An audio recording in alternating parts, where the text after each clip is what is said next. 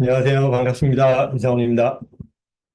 오늘은 약간 멘탈 이슈인데, 오늘 뭐 창업의 고통은 필수다라고 해서 제가 자주 드리는 말씀인데, 그 얘기를 좀 한번 해보겠습니다.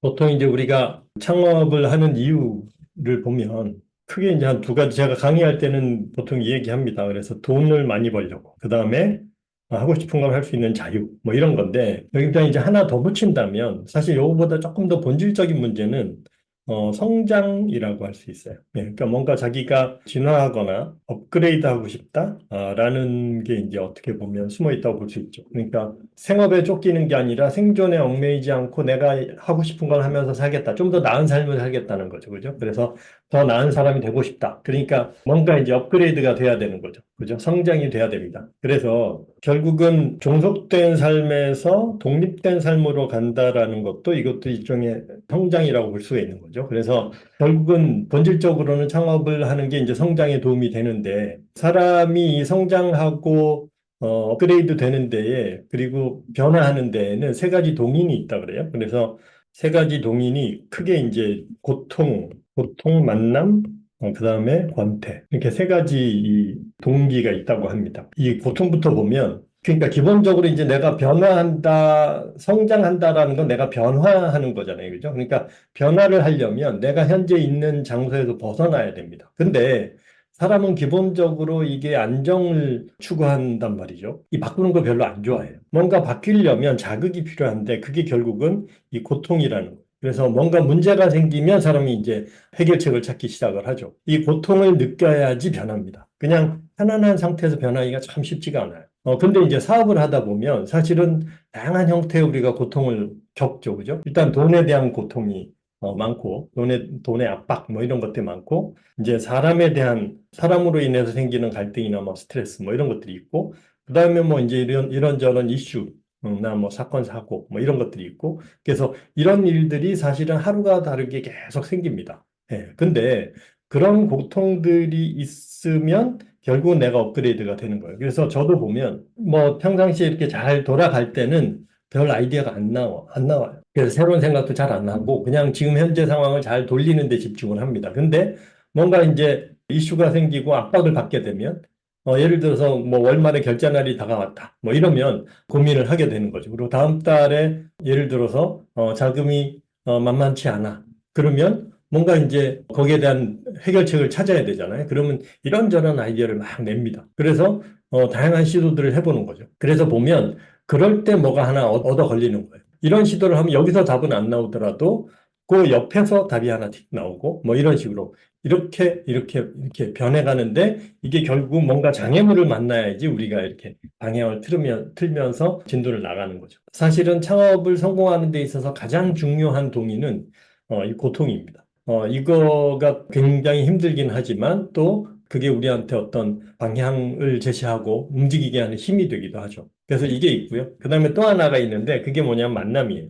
그래서 만남이라는 거는 이제 사업하다 보면 사업이라는 게 결국 뭐예요? 거래잖아요. 그죠? 거래니까 이 다양한 거래를 하게 됩니다. 이 거래라는 게 만남이거든요. 결국은 일단 기본적으로 고객과의 만남이 생기는 거고, 그 다음에 직원들이 늘어나면 직원과의 만남이 생기는 거고, 또 이제 이해관계자들 뭐 투자를 받거나 또 협력업체가 생기거나 그러면 파트너들이 생기고 투자자들이 생기고 뭐 이러는 거죠. 그래서 이런 다양한 사람들을 만남으로 인해서 거기서 자극을 받는 거죠. 그러면서 거기서 새로운 방향성을 모색을 하고 그쪽으로 움직일 수 있는 힘이 거기서 생깁니다. 그래서 뭐 사업을 하면 이제 우리가 다양한 이런 실질적인 만남을 갖게 되는 거고 또 보통 우리가 뭐 독서를 해야 된다, 책을 많이 읽어야 된다 하는 이유가 성장할 때 책을 많이 읽어야 한다는 이유가 사실은 이 만남이에요. 책을 통해서 다양한 저자들과의 만남을 갖고 거기서 이제 뭔가 우리가 또 변화할 수 있는, 성장할 수 있는 동력을 얻게 되는 거죠. 이 만남도 굉장히 중요한 이슈입니다. 그리고 이제 마지막으로는 이 권태예요. 이 권태는 사실은 창업 초창기에는 뭐 권태에 빠질 일이 별로 없죠. 이제 사업이 어느 정도 궤도에 들어가면, 뭐 빠르게는 운영 단계에 들어가면, 창업 단계 끝나서 운영 단계에 들어가고 손익분기점을 넘었다? 그러면 이제 한 수 돌리거든요. 이때 이제 이 권태가 찾아옵니다. 권태기에 빠져요. 이때 이제 뭔가 또 변화를 모색하게 되는 거죠. 이 상태로 들어가면 보통은 이제 이 초기 단계에서 다양한 힘과 에너지 같은 것들이 이제 빠지게 되고 그냥 현상 유지, 보통 이제 여기에서 별 에너지가 안 나오면 현상 유지를 하려고 한단 말이죠. 근데 현상 유지를 하려고 할 때 이게 현상 유지를 하면 기본적으로 세상이 계속 이렇게 바뀌고 있기 때문에 현상 유지가 되는 게 아니라 내가 이렇게 퇴보하게 돼 있어. 그래서 뭔가 새로운 이 변화가 왔을 때에 다시 위험에 노출이 되고 또 이제 언제 위기를 겪을지 모르는 거죠. 그래서 이 뛰어난 사업가들을 잘 보시면 이 현상 유지에 빠져 있지 않고 권태 상태로 들어가면 또 다른 새로운 목표를 설정을 합니다. 그래가지고 다시 이 고통과 만남의 길로 들어가요. 사실은 저기서 벗어나려고 우리가 막 애를 쓰는데 또 다시 절로 들어가기도 합니다. 보면 성공한 창업가들, 뭐 엑싯했다는 사람들, 이런 사람들이 그리고 나서 다시 어떻게 해요? 다시 또 새로운 사업을 벌리거나 아니면 투자에 들어가거나 뭐 새로운 도전에 들어가거나 뭐 이런 일들을 하는 거죠. 그게 결국은 이 성장의 욕구가 강한 사람들이 스스로 그런 방향을 찾는 겁니다. 근데 잘 보시면 이 창업이라는 게 사실은 이 세 가지 동인들을 동시에 만날 수 있는 방법이에요. 제가 이제 뭐 지금 창업이나 비즈니스를 강조하는 이유 중에 하나가 예를 들어서 이걸 통해서 뭐 독립을 하고 이런 것도 있지만 사실은 사람이 성장하고 진화하는데 굉장히 좋은 방법이다, 이게. 사업을 비즈니스를 하다 보면 자연스럽게 사람이 성장하게 돼 있어요.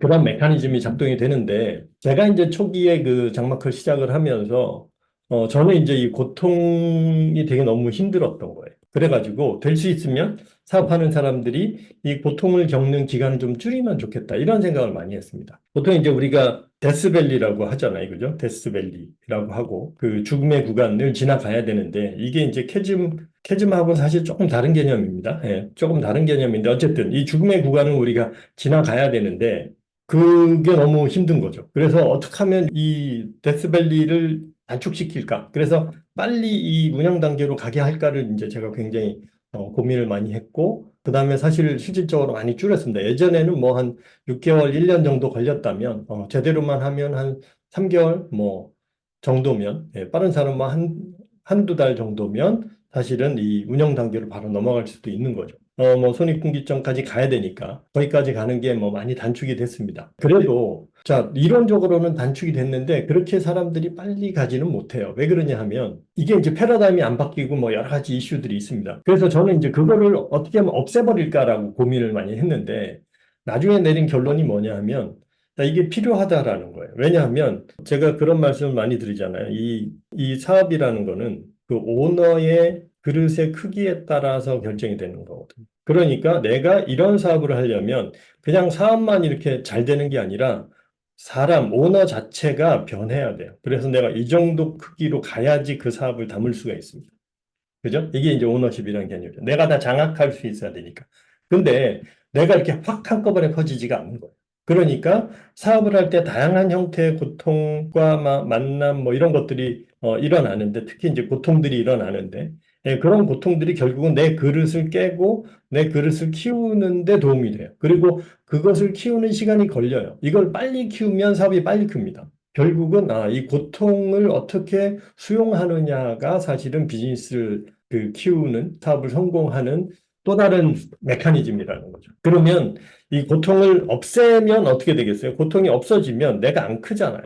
그러니까 사업이 성장할 수가 없어요. 그래서 고통을 없애는 데 이제 집중을 하기보다는 요새는 이제 그 고통을 어떻게 즐길 거냐. 그러니까 고통이 사라지지는 않는 거예요. 그래서 내가 성공을 했다 그러면 내가 고통으로 느끼는 일들이 이 일이 아예 없어지는 게 아닙니다. 그냥 그 똑같은 일이 있는데 걔를 내가 고통으로 안 느끼는 거예요. 고통이라는 게 뭐냐 하면 내가 기대하는 거랑 다른 현상이 일어났을 때 고통이 생겨요. 근데 내가 그 현상을 기대하고 있으면 그건 나한테 고통이 아닙니다. 그죠? 그러니까 그 기대 수준을 계속 높이는 거죠. 그걸 다른 말로 하면 수용력을 늘리는 겁니다. 그래서 고통을 내가 얼마나 수용할 수 있느냐, 얼마나 억셉턴스 할 수 있느냐에 따라서 사실은 내 캐파가 커지는 거죠. 그래서 그게 이제 결국은 이 과정이라는 게 고통으로 내가 느끼던 과정이 그게 그냥 일상이 돼버리는 거예요. 일상이 되면 그게 고통이 아닙니다. 그러니까 내가 예를 들어서 뭐 그런 예를 많이 들었죠. 어릴 때는 일어나서 걷는 게 엄청난 사실은 조금 걷다 보면 넘어지고 그러니까 이게 엄청난 그 고통인데 어떻게 보면 아기 입장에서는 사실은 걷는 것 자체가 굉장히 힘든 일입니다. 근데 그게 훈련이 되면 이제 우리가 지금은 우리가 걷는 것 자체는 그냥 일상이잖아. 아무 생각 없이 해도 되는데 거기에 수많은 근육들이 움직이는 거죠. 그러니까 에너지가 굉장히 많이 드는 일입니다. 그런데 그게 일상이 되면 고통을 안 느끼는 거죠. 그래서 그게 뭐냐 하면 시스템화다라는 거예요. 시스템화라는 게 우리가 시스템을 만들어서 돌린다라는 의미도 있지만 사실은 그게 일상이 돼서 그냥 일상적으로 돌아가게 되면 그건 더 이상 이제 고통이 안 되는 거죠. 그래서 비즈니스도 시스템을 만들어야 되지만 사실은 오너도 자기 삶을 시스템화해서 나한테 일어나는 여러 가지 다양한 일들 이런 것들이 이제 루틴이 되고 그다음에 일상이 돼버리면 자금 압박이 매달 있는 일인데 그게 스트레스가 아니라 그거 원래 하는 거야. 근데 이때까지 내가 계속 잘 넘어갔고 앞으로도 계속 넘어갈 거야. 그렇게 그냥 생각을 하는 거죠. 그럼 그게 그렇게 큰 스트레스가 아닙니다. 그냥 원래 풀어야 될 숙제인 거죠. 그런 식으로 시스템화를 하면 좀 더 스트레스는 덜 받고 그다음에 효율적으로 비즈니스를 할 수 있지 않을까라고 이제 생각을 합니다. 그래서 그런 관점에서 나한테 다가오는 여러 가지 고통이나 이런 것들을 보시면 될 것 같고요. 예, 그래서 고통이 없어지지 않는다. 이건 필수다. 그래서 지금 우리가 해야 되는 일은 익숙해져야 되고, 예, 그래서 익숙해져서 자동으로 돌면 그게 시스템이 된다. 이렇게 생각을 하면 좋을 것 같습니다. 그래서 관련돼서 또 질문이나 의견 있으신 분은 올려주시고요. 자, 그러면 마치겠습니다. 고맙습니다.